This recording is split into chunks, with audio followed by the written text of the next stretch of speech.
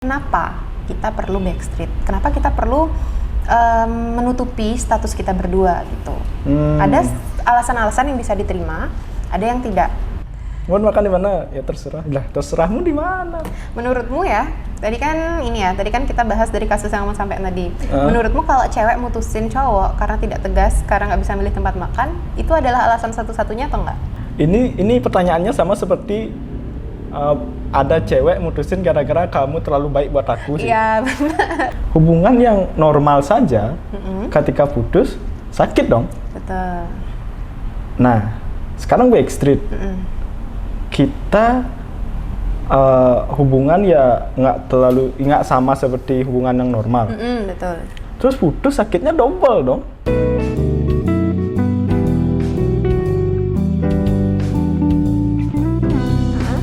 Menurutmu zaman sekarang backstreet itu masih ada nggak sih?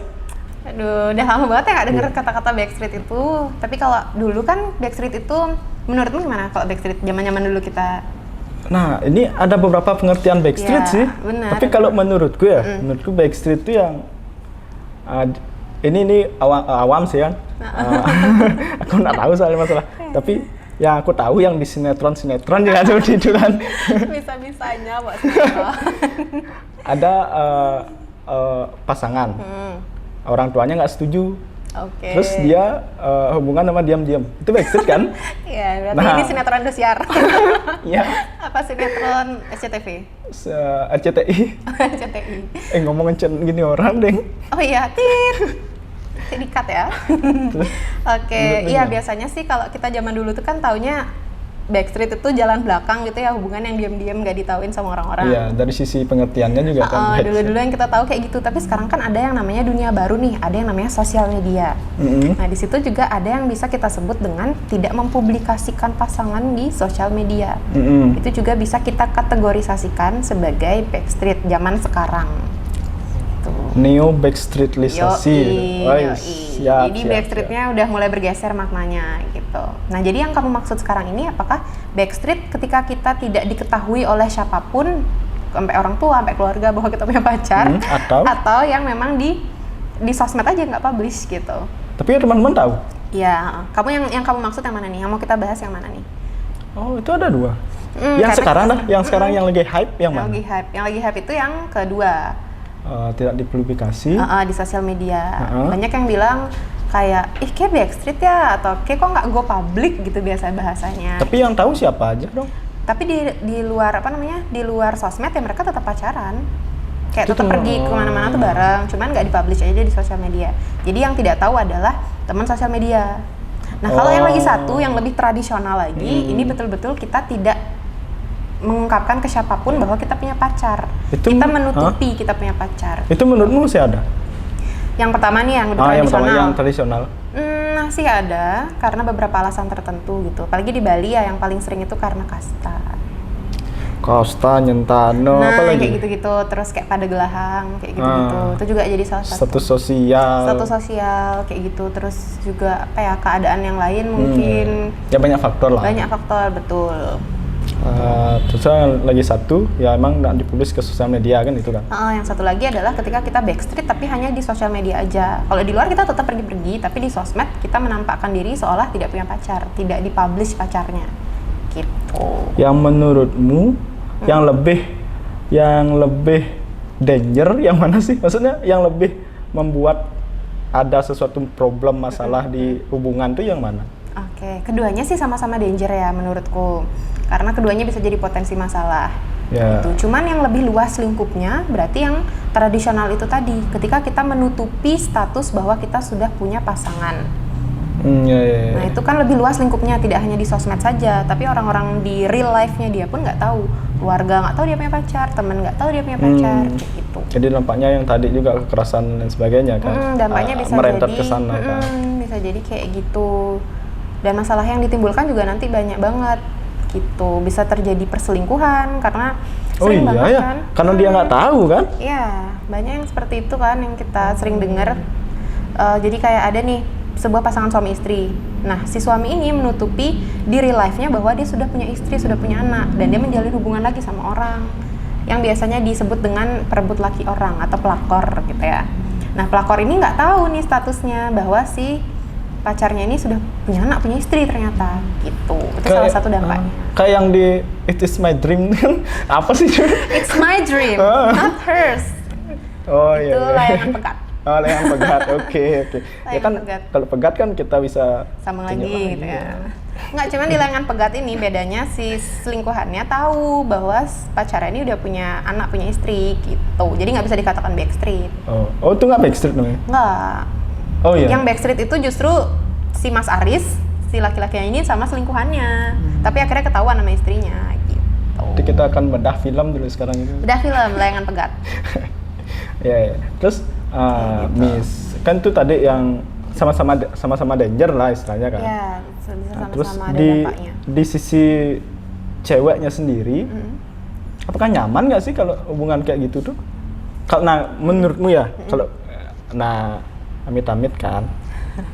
Amit aku yang kayak gitu. Iya ya. Sebenarnya mau bilang itu jahat banget emang. Iya kan, harus jaga perasaan lo. Apalagi psikolog, perasaannya tuh susah dimengerti nggak sih? Semua orang kayak susah dimengerti ya. Iya sih. Terus ya misal kamu menjalin hubungan seperti itu gitu. Nah itu treatmentmu gimana? Apa kamu mau lanjut sampai jenjang selanjutnya gitu? Oke, ini menarik ya pertanyaannya. Jadi yang pertama kali perlu kita pastikan itu adalah kenapa kita perlu backstreet? Kenapa kita perlu menutupi status kita berdua gitu?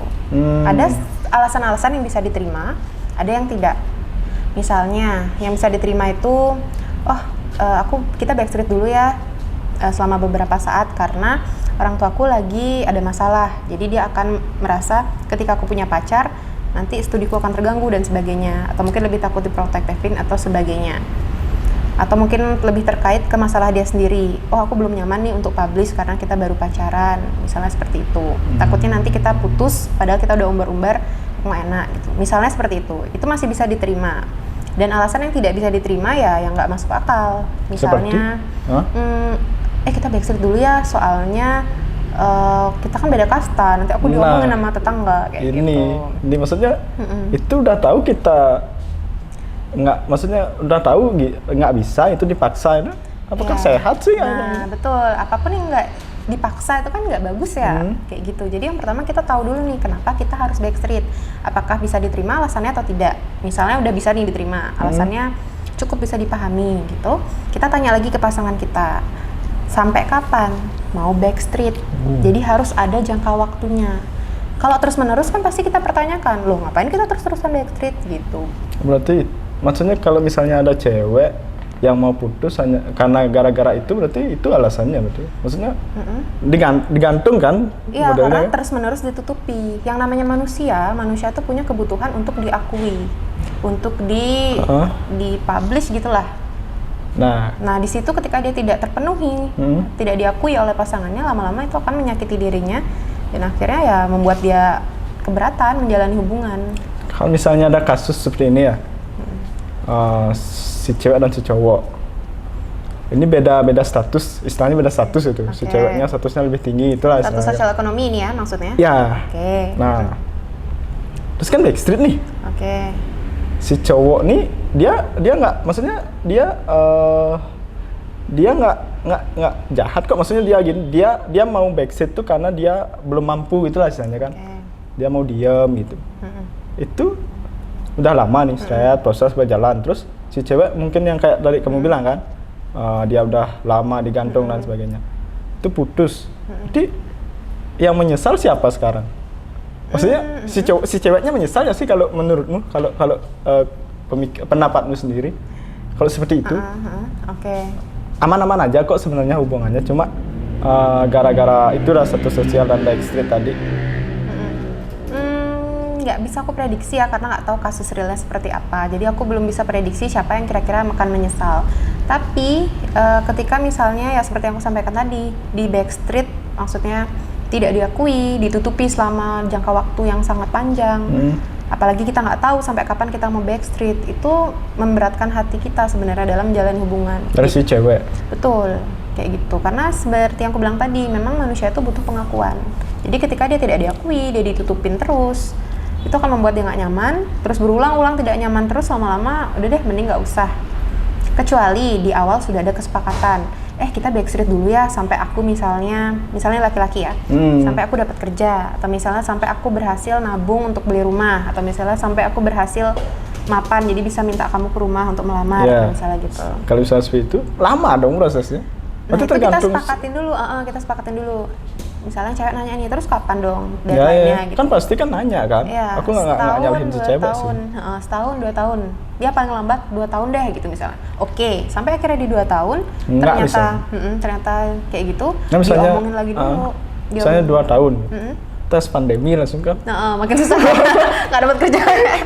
Oke, ini realistis nih. Iya. Misalnya nanti itu kita obrolin lagi. Yang cowok akan gimana nih? Yang cowok akan bilang maaf ya aku misalnya belum mapan, atau misalnya ternyata nggak sesuai dengan cita-cita atau harapanku atau rencanaku gitu ya. Yang cewek sekarang boleh memutuskan sebetulnya, kamu mau tetap kayak gini dengan kita backstreet lagi diperpanjang nggak tahu sampai kapan, atau kamu mau udahan, atau kamu mau kita publish aja walaupun aku belum punya apa-apa gitu. Jadi ada beberapa pilihan yang bisa didiskusikan. Nah, dari pilihan ini nggak ada yang benar, nggak ada yang salah. Jadi tergantung kesepakatan dua belah pihak, yang mana mereka berdua sama-sama nyaman. Apakah akan tetap backstreet terus, atau mau dipublish aja walaupun misalnya belum mapan, atau mau udahan aja sampai di situ. Nggak ada yang benar, nggak ada yang salah. Tergantung kesepakatan.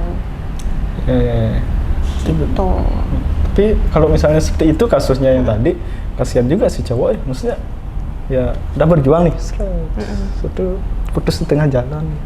Iya sih, tapi itu kan sudah melalui beberapa proses juga sebelumnya gitu. Iya. Terlepas dari hasil akhirnya seperti apa kan? Iya, udah melalui proses, terus juga mungkin selain ketidakmampuan si cowok, ada juga faktor lain yang membuat si cewek ini lebih baik melepas. Misalnya dari segi sifat, kayak gitu. Misalnya dari segi penyelesaian masalah sering nggak cocok, kayak gitu. Mungkin ada faktor lain yang akhirnya memutuskan buat udahan aja deh, gitu. Kadang ada kan si cowok misalnya dibilang nggak tegas, hanya karena tidak tahu tempat makan gitu. Karena nggak bisa memutuskan ya kalau dibilang terserah gitu ya. Nah itu dah, itu paling mau makan di mana ya terserah. Lah terserahmu di mana? Menurutmu ya, tadi kan kita bahas dari kasus yang mau sampai tadi. Menurutmu kalau cewek mutusin cowok karena tidak tegas, karena nggak bisa milih tempat makan, itu adalah alasan satu-satunya atau enggak? Waduh, sangat realistis sekali ya. Enggak, coba kamu bayangin aja, ada nggak orang yang betul-betul mutusin hanya karena satu hal itu? Ini pertanyaannya sama seperti ada cewek mutusin gara-gara kamu terlalu baik buat aku sih. Iya, benar. Itu benar nggak sih sebetulnya? Nah, ini dah yang mau aku tanya ke kamu. Kalau menurutku, kayaknya sih enggak ya.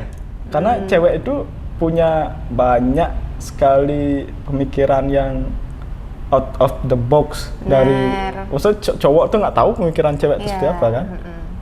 Tapi kadang itu jadi pertanyaan juga sih kalau aku sebagai cowok, kalau aku sebagai cowok, ya kenapa gitu? Kenapa gitu?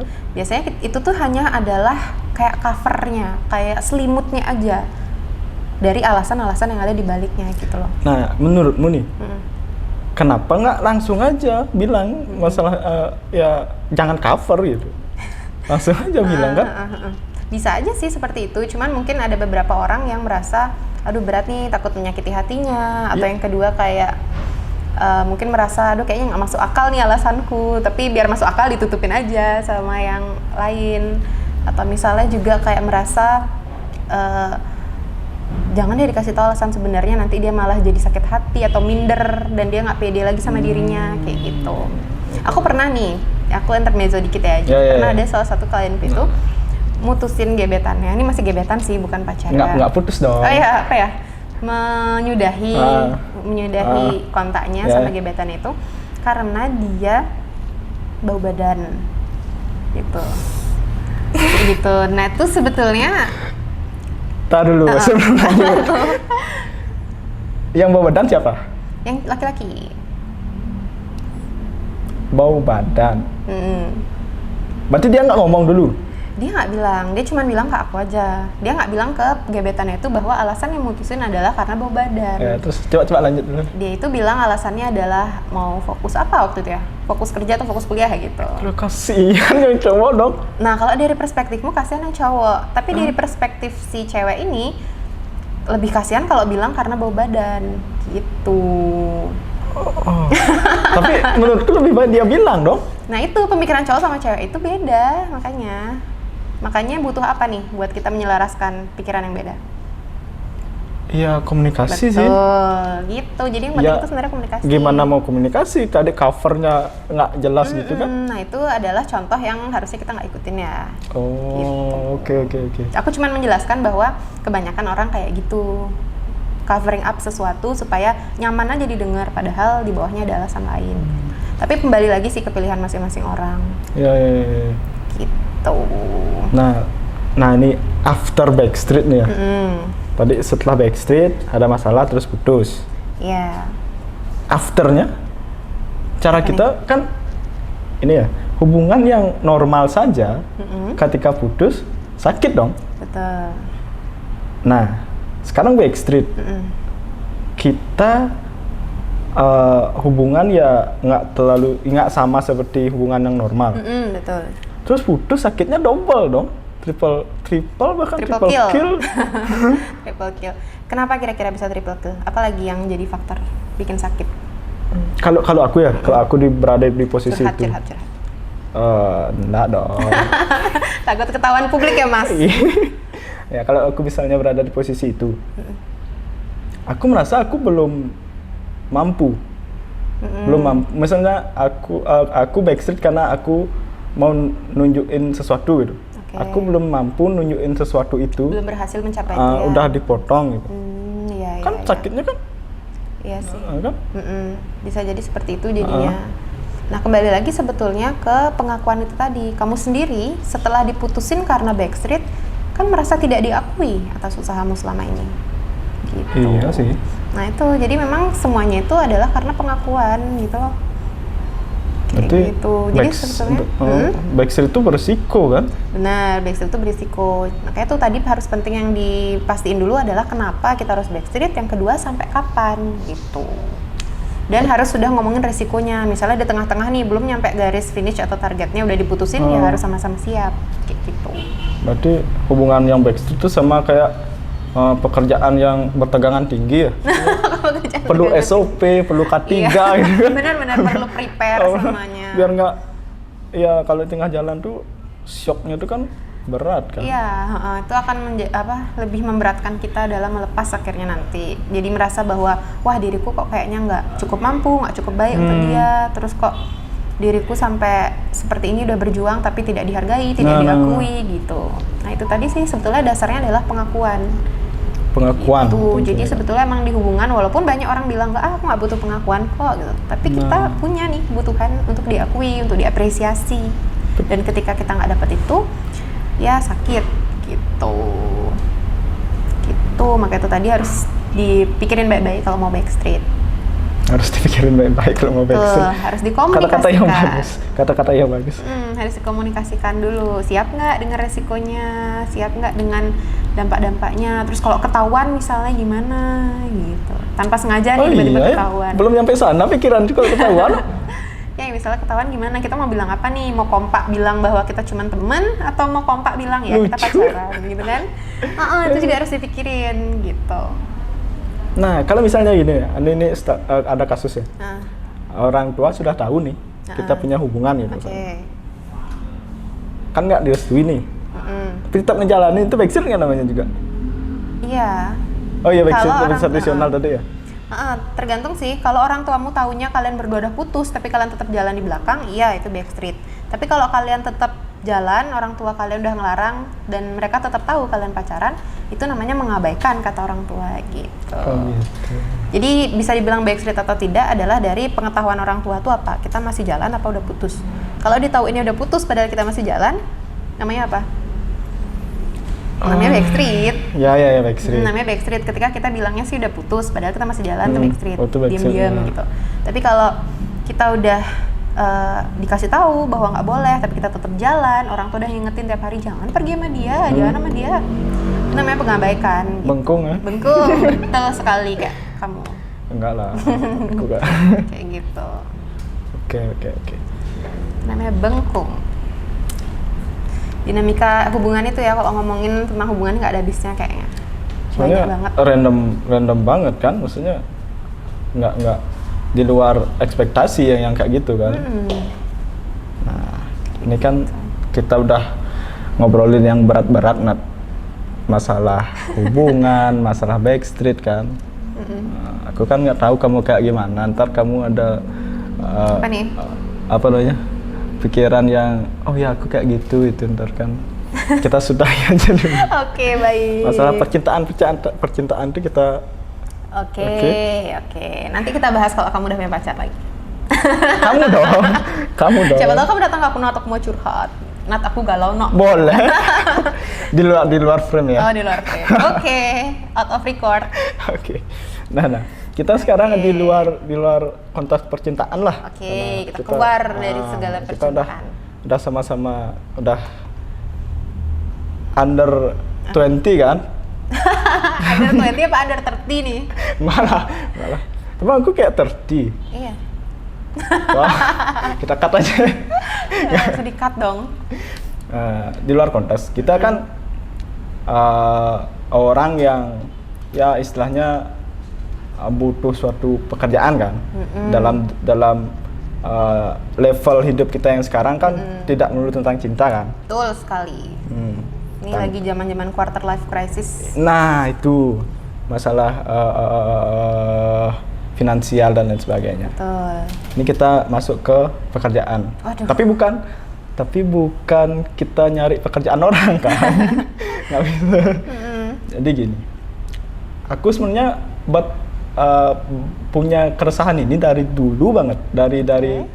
Dari sejak sekolah bahkan. Ini mumpung kamu seorang psikolog kan. Oke. Ini kebetulan yang sangat banget. Ketika ada suatu tes, entah itu tes rekrutmen mahasiswa, pekerja atau sekolah atau apapun, itu kan pasti ada tes psikologis. Oke.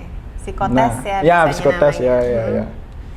Menurutmu kenapa sih setiap ada tes itu pasti ada tes psikologis? Oke, di